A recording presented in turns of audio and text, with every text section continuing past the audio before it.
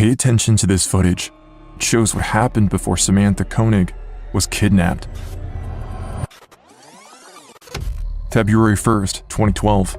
18-year-old Samantha Koenig is busy closing up the coffee stand where she works in Anchorage, Alaska. She constantly checks her phone, expecting a text message from her boyfriend. The temperature outside is well below zero, and no one has been seen in the area for a while. It's 8:15 p.m. On one of the security cameras, a dark figure emerges from across the parking lot, walking towards the drive-thru window. Samantha is then seen talking to someone before she goes off to make a coffee. At first, everything seems normal. She engages with the man as she would any other customer, until Samantha takes a step back, holding both her hands up. She seems terrified, but watch closely. In the next few minutes, she's going to leave a clue behind that could ruin his plan. Following the man's orders, she turns off the lights in the front and in the back. It's hard to make out what's happening inside the coffee stand, but Samantha appears to remove money from the cash register before she crouches on the floor and puts her coat on. The man then asks her to turn around before he leans in through the drive-thru window and binds her hands behind her back. He then jumps through the window and into the coffee stand. For the next several minutes, Samantha is trapped, not knowing what's going to happen to her. When they get up to leave, she has something stuffed in her mouth. At 8:25 p.m., Samantha walks out of the coffee stand with the man close at her side. They cross the parking lot and turn right on Fairbanks Street before disappearing out of the frame. 18-year-old Samantha Koenig has been kidnapped and no one knows she's been taken. But look closer. Inside the coffee stand, there's a light flashing. Samantha has left her phone behind, which will come as a shock to police because her boyfriend will get a text from her 3 hours after she disappears. The year is 2012. In the city of Anchorage, Alaska, 18-year-old Samantha Koenig is living a happy life with her father James, who loves her more than anything in the world. James has had full custody of Samantha since she was 2 years old and does all he can to keep her safe. But she's now a high school senior and enjoys going out with friends. James has allowed her boyfriend Dwayne to come live with them at his house, knowing it would make her happy. Samantha and her dad were very close. He's a really sweet person, a biker-type fellow. Samantha was his only biological child. Samantha was his world. Samantha has dreams of becoming a veterinarian. Her dad has been helping her prepare, and she's been saving up money for the future. She just started work at a new place called the Common Grounds, and on February 1st, she's working the evening shift alone. Her boyfriend Dwayne is supposed to pick her up after work. It's 8:30 p.m. Dwayne arrives late at the coffee stand and finds all the lights are off and the place is empty. He tries calling Samantha's cell phone multiple times but gets no answer. Because he was late, Dwayne thinks Samantha simply got a lift from someone else, so he decides to go home and wait for her there. It's 11:30 p.m., 3 hours later, when Dwayne finally gets a text back from Samantha, but the message only confuses him further. She writes, "I know what you did. I'm going to spend a couple of days with friends. Need time to think, plan. Acting weird. Let my dad know." Dwayne is shocked. He doesn't understand what he could have done that would make her angry. He shares the message with James, Samantha's dad, who immediately thinks, "This doesn't sound like Samantha." It's 3 a.m. Dwayne is unable to sleep. He waits on the porch outside, hoping Samantha will come home when he sees a dark figure rummaging through his truck. Dwayne shouts out to the person and runs inside to get James. But when they get back outside, the figure is already gone. February 2nd, at 12:39 p.m., the Anchorage Police Department receives this 911 call. 911, what is the location of the emergency? I am at Common Grounds Espresso on Old Stewart Tutor. My daughter works at the Common Grounds Espresso. She's been missing since she got off work last night. What's your daughter's name? Samantha Koenig. That officer's in your way. And now, back to the case of Samantha. Officer Kevin M. is the first to arrive at the scene. Got a call towards the end of the shift about a possible abduction from a barista at a coffee shop. I get there and talk to the barista's father and her boyfriend. I was concerned when he showed up at 8:15 to pick her up and she wasn't here. So I'm trying to put all this together. I have a father and boyfriend who say that a girl didn't come home. You get this weird text, and now somebody's rummaging through her truck, but they didn't call the police. That would be the most logical thing in my mind. In her truck? Yes, sir. At home? Yeah. Any reason we didn't report it? I just figured that she just had someone go get something out of her truck. I'm thinking maybe she's got another boyfriend somewhere and she didn't want to come home. I don't know if this is truly an abduction, but we still have to investigate it as if it was. When Officer M turns his attention to the coffee stand, he talks to the barista who had opened the shop that morning. It basically looked like someone just literally walked out of their shift. I started kind of noticing a little bit more things. I looked in my register, looked for the money that goes in my register, it was gone. Then I looked in our deposit bags, they were all gone. Several officers left the scene. We searched the coffee stand, collecting evidence. I worked and worked and worked, trying to find evidence of any kind inside that coffee hut. Not only did I not find anything, there was no sign of struggle. But everything changes when they get their hands on the security footage. Detectives cue the tapes to 8 p.m., around the time Samantha was supposed to get off work. Right away, they can see she's alone, cleaning and wiping things down. At 8:15 p.m., a man approaches on foot and walks up to the drive-through window. Samantha goes to greet the man and starts making a coffee. Several times, she is seen engaging with him. At one point, she turns towards the window and she reacts. Samantha recoils and puts her hands up. Detectives are convinced the man is pointing a gun at her. She then walks across the coffee stand and turns the lights off. The officers watching the footage then see her go to the cash register and remove the money. She puts her coat on and drops to the floor so he can bind her hands together. Detectives have no idea what the man looks like as he's completely out of the frame until Samantha moves away from the window. And he jumps through the window. In like almost one leap, he just comes into the window. At that point, it almost seems like things calm down. He's in there a long time before they leave. The man stuffs napkins in Samantha's mouth and leads her out of the coffee stand. Officers then see them both walking away in the parking lot. They then rewatch the footage over and over, and there's a few elements that raise red flags. Right next to the light switch, there's an alarm. If she was in danger, why didn't she hit the alarm? She had a perfect chance to press the alarm button, she didn't do that. When we looked at that video for a longer time, we noticed that there was like a light showing up on the counter. The light would come on and then it would disappear. This is Samantha's phone, ringing every time Dwayne called her the night she was kidnapped. The problem is, Dwayne received this text message at 11:30 p.m. from Samantha's phone. Investigators fast forward the footage until they see movement at 11:26 p.m. The person came to the coffee stand. That person was wearing a headlight. The man came back specifically to get Samantha's phone and left. That also coincided with the fact that the first texts from the phone came at 11:30 p.m. The suspect then sent a misleading text message to Samantha's boyfriend to delay someone calling the police as much as he could. This new development is terrifying. Where was Samantha while the man came back?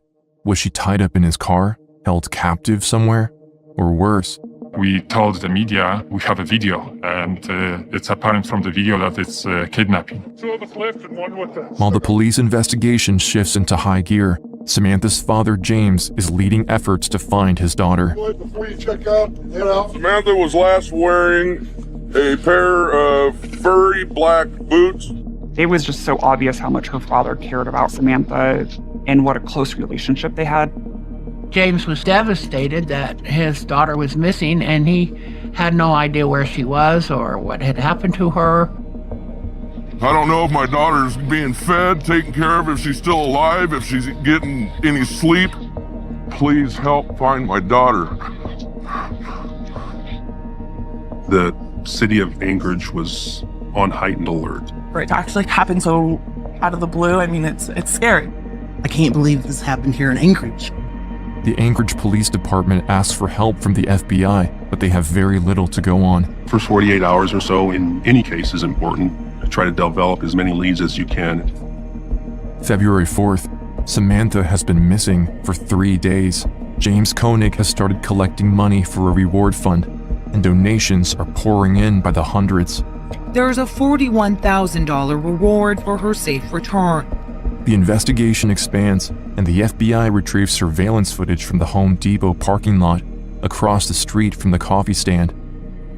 You could see a couple walking through the parking lot near a busy restaurant and go into a vehicle. From there, they proceed to get surveillance tapes from nearby street cameras. While the quality of the footage is too grainy to see the license plate, they now have the suspect's vehicle. So we knew it was a white Chevy pickup truck that the suspect was using. The problem is, there's around 700 white Chevy pickup trucks identical to this one in the city of Anchorage alone. Days pass, and while investigators follow up on every lead, they're no closer to finding Samantha. Days soon turn into weeks. James refuses to stand by idly while his daughter is still out there, so he takes to social media and publicizes Samantha's disappearance. Right now, we're probably getting 2 or 3 tips a day. Whether they're helpful or not, I really can't decide. I don't know what avenue the police are taking in the investigation. There were, of course, trolls, like there is in any social media.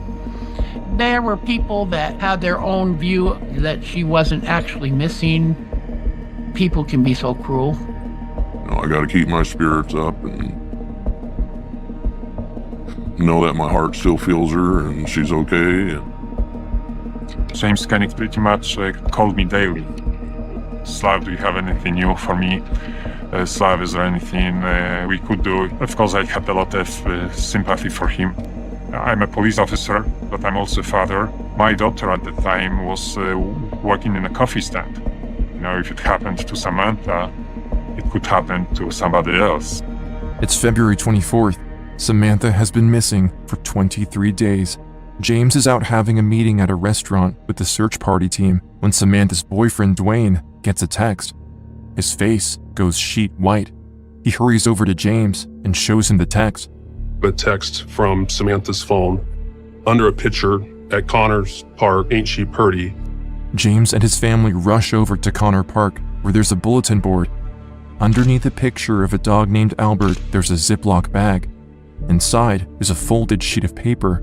It's the first big break that happened in the case since obtaining some video evidence 3 weeks earlier. The letter is a ransom note written with a typewriter. The note confirms that Samantha is alive. In the note, he is telling us that once he collects $30,000 in 6 months to a year, then he will give information potentially where Samantha's at. There's a debit card number linked to Samantha's bank account where the funds should be deposited. Along with the ransom note, there's a photo of a young woman. She's naked, she's bound, her hair is braided, she's got duct tape over her mouth. The picture is a proof of life, showing a woman next to a newspaper from February 23rd. I contacted James Koenig. If it was really his daughter, I knew that it was going to be heartbreaking for him to see that photo. It was just me and James Koenig in the interview room, and I put the photo in front of him. He stared at it for a long time, and then he said, "Yes, it is Samantha in the photo." When James learns about the ransom, he immediately tells Sergeant Markievich to use money from the reward fund. That same day, $5,000 is deposited into the account. We had a trace basically on the card so that if the card was used, we would be notified. However, it was a 10-minute delay in being notified. And 10 minutes in Anchorage at midnight, you can drive out of town. The city of Anchorage has about 500 ATM machines, making it impossible for them to monitor every single one. That night, the FBI gets a signal that Samantha's card has been used. Our officers rushed to the scene,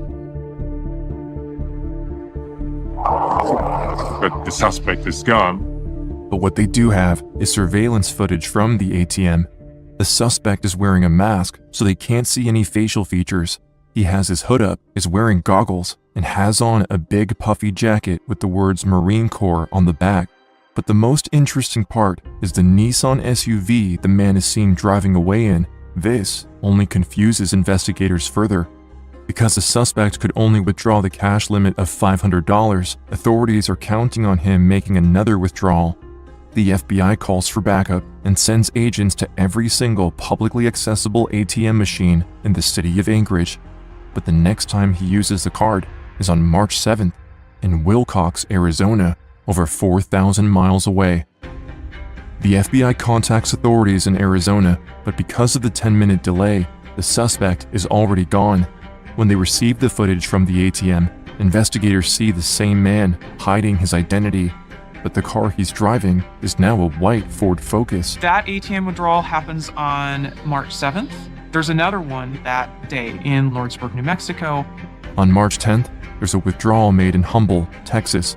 And then the next day, there's another withdrawal in Shepherd, Texas. During this whole time, we're asking ourselves, is Samantha with this individual? Is she in the vehicle? The FBI gets in touch with the Texas Rangers, and agents issue an alert to be on the lookout for a white Ford Focus. I get my patrol car, just take off patrolling. I look to my right, and the first thing I look at is a white Ford Focus. So I called the Ranger. We dropped everything we were doing then, and we told Ryan, do not lose that car. While FBI agents are on their way, State Trooper Brian Henry follows the white Ford Focus from a distance. We got to get probable cause to get him stopped, so try to get in position to get him speeding or find another traffic violation. The white Ford Focus is two vehicles in front of me. It accelerated rapidly. So I said, well, hang on a minute, he might be speeding. Checked him with radar, he was running 58 and 55. Trooper Henry activates his lights. The car pulls into a local restaurant. As I walked up, I did realize we might be dealing with a kidnapping suspect. As he approaches the vehicle, he looks in the back seat, hoping to find Samantha, but the driver is alone. However, he knows there's still a chance she could be in the trunk. I kind of paused and looked through the window to see if I could see his hands. How you doing? Good. I'm a tow drove. Reason we stopped is I was down there looking around. Where are you from? I'm from Alaska.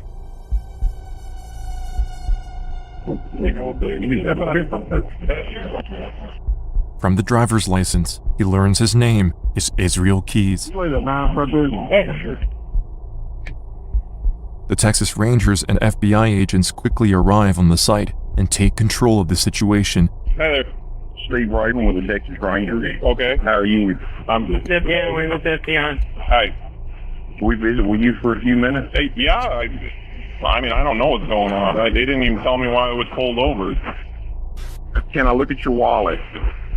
I gave you my ID. You're not searching anything. Look, you have not given me any information. I've been very open with you. I've been telling you everything. You're not searching anything of mine until I know what's going on and why I'm still standing here. The agents are running out of options. If Samantha is in the trunk of the car, they need to get it open fast. I don't need a search warrant to search the vehicle under the vehicle exception rule in Texas state law. It's just kind of... I'm not listen, I'm not going to debate with you. Okay. I'm taking whatever action I need to take. When they open the trunk, Samantha Koenig is not there. But what they do find directly connects Israel Keys to her kidnapping. Here you go. Hey. A gray hoodie, a mask, gloves, and goggles, the same disguise that was seen in the ATM videos.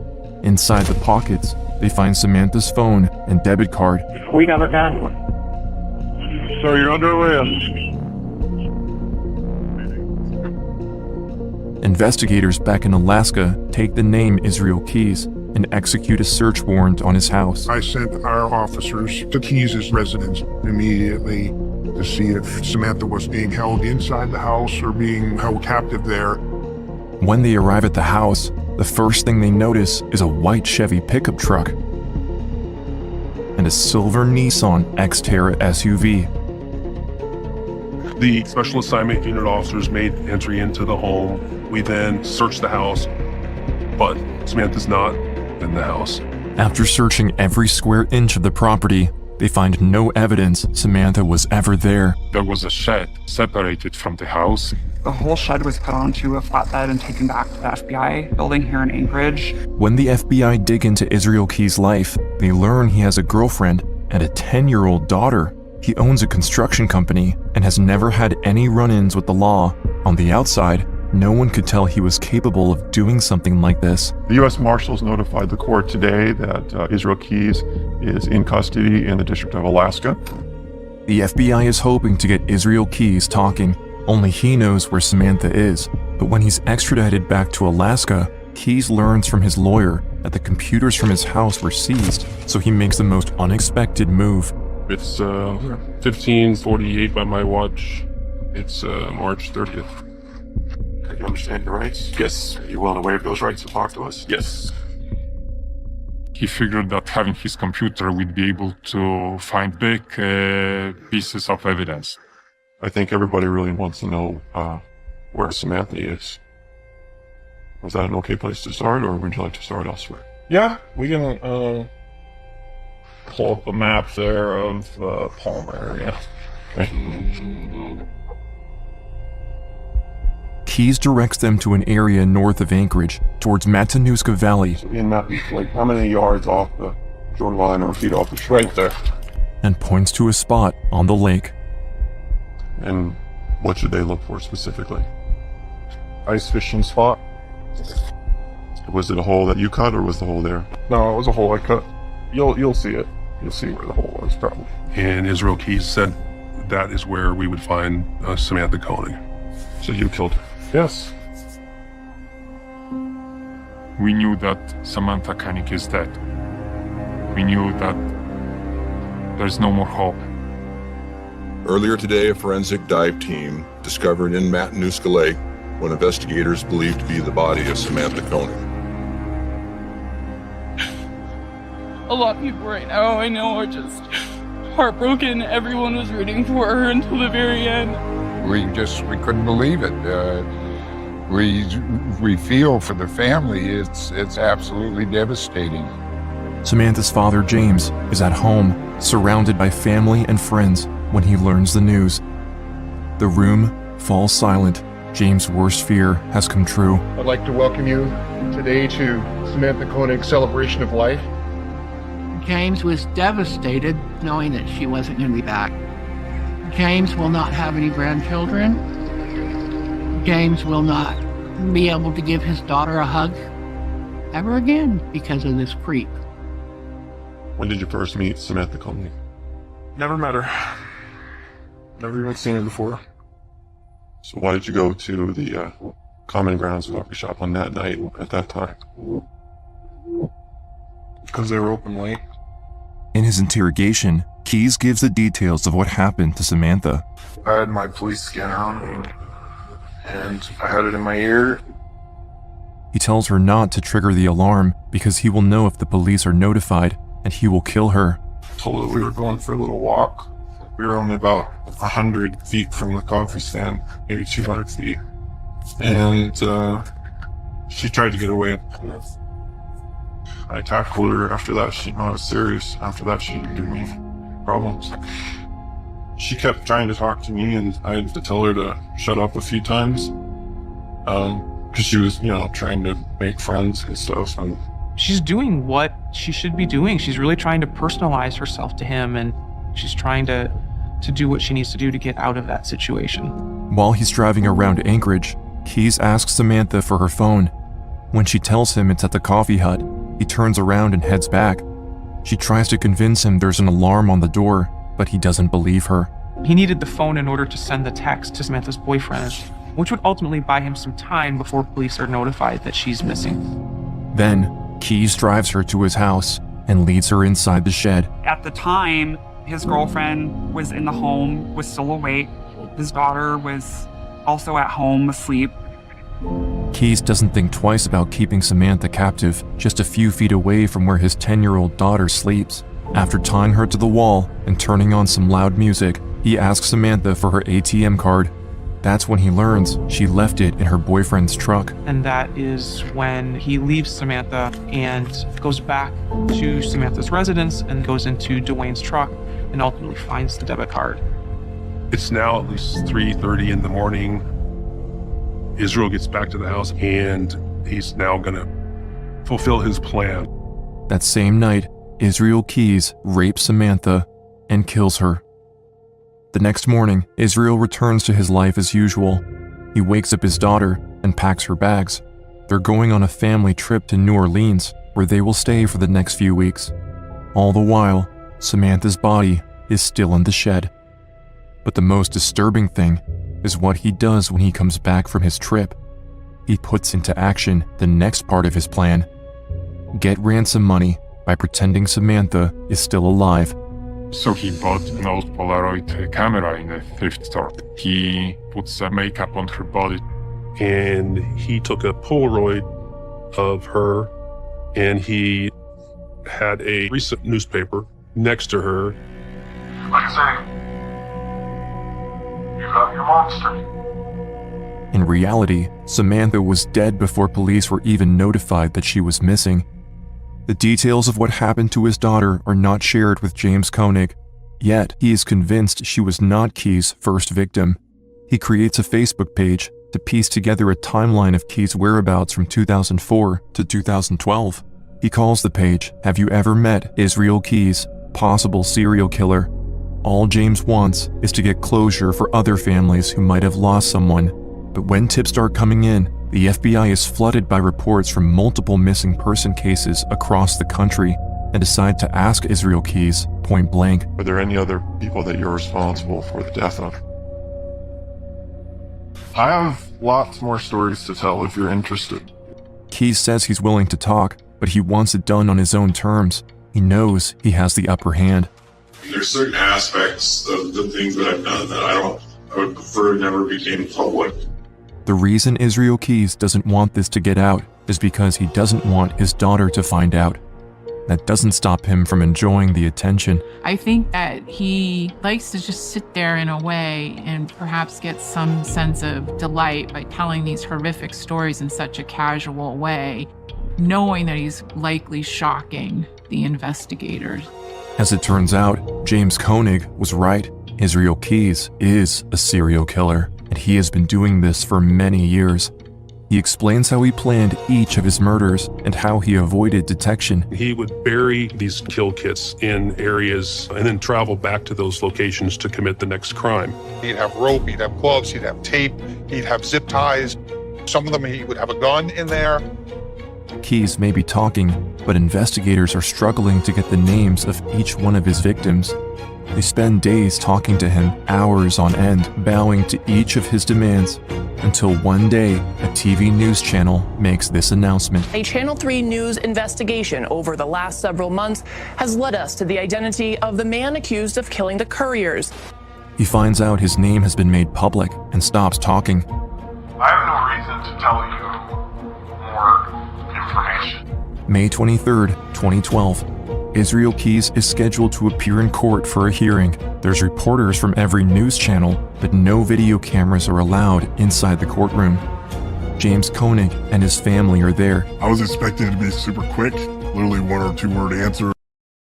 You say you're innocent or guilty, it turned into something else.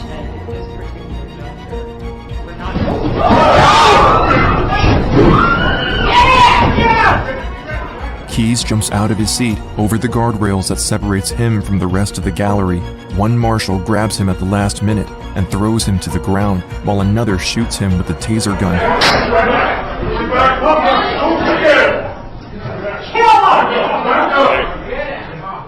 Without making a sound, Keys jumped the railing where family and friends of Samantha Koenig were seated together. James Koenig, Samantha's father, declined to comment outside the courtroom. The next day, I interviewed Israel.